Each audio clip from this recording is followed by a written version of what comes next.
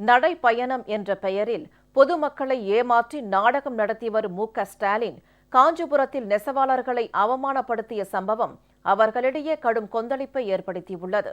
கடந்த மைனாரிட்டி திமுக ஆட்சியில் நெசவாளர்களுக்கு எந்தவித நலத்திட்டங்களும் செயல்படுத்தாத காரணத்தால் அழிவின் விளிம்பில் இருந்த நெசவாளர்கள் தற்போது முதலமைச்சர் செல்வி ஜெயலலிதா அளித்து வரும் பல்வேறு நிதி உதவிகள் காரணமாக முன்னேற்றமடைந்துள்ளனர்.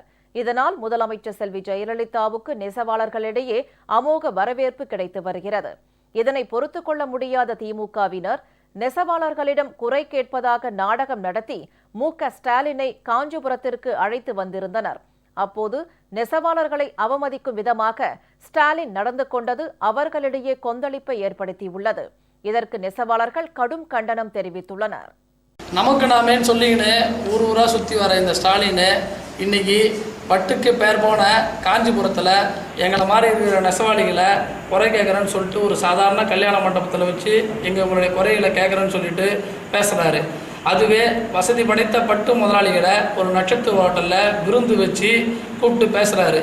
இது எங்களை போன்றிருக்கிற சாதாரண நெசவாளிகளை அசிங்கப்படுத்தியும் கேவலப்படுத்தியும் விட்டார். இதுவே கடந்த திமுக ஆட்சியில் கூட்டுறவு சங்கங்கள் கொள்ளையடிக்கப்பட்டு 23 நிலைமைக்கு வந்துடுச்சு. இதுவே அம்மா ஆட்சிக்கு வந்த பிறகு கூட்டுறவு சங்கங்கள் லாபமான முறையிலையும் எங்களுக்கு நிரந்தரமாக தொழில் கிடைக்கிறதுக்கும் பண்டிகை காலங்களில் தீபாவளி மற்றும் பொங்கல் காலங்களில் போனஸ் கிடைக்கிற மாதிரி வழிவகை செய்கிறாங்க. இது எங்களுக்கு அரசாங்கம் செய்கிற மிகப்பெரிய உதவி. இதில் நமக்கு நாம சுற்றி வருங்க ஸ்டாலின் இன்றைக்கி காஞ்சிபுரத்தில் நெசவாளர் சந்தித்து சாதாரண கல்யாணம் செஞ்ச வச்சுட்டு அவங்க குறை தீக்கிறேன்னு சொல்லிட்டு எங்களை சந்தித்து அசிங்கம் பண்ணிட்டாரு. பெரிய பெரிய முதலாளிகள்லாம் பெரிய நட்சத்திர ஓட்டில் சந்திச்சாரு.